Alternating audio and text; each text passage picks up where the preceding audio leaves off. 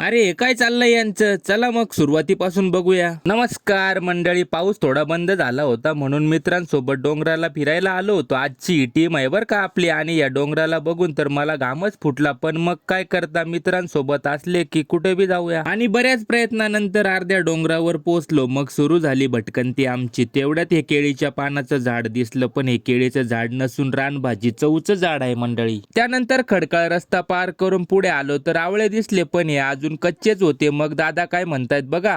आळू खाल्ल्यावरती त्याला चांगला पौष्टिक आपल्याला मिळतो त्याच्यापासून. त्यानंतर योगेश भाऊने हे फळ खोडून आणलं होतं, आणि तुम्हाला माहिती आहे का हे कोणतं फळ आहे असं? कमेंट करून नक्की सांगा बरं का मला. आणि हा नजारा बघा किती सुंदर आहे. बाकी काही भेटलं नाही, पण हे दृश्य बघून तर मनच हारून गेलं होतं. तुम्ही पण निसर्गमय वातावरणात फिरत जा बरं का मंडळी. आमची गँग बघा किती खुश झाली होती.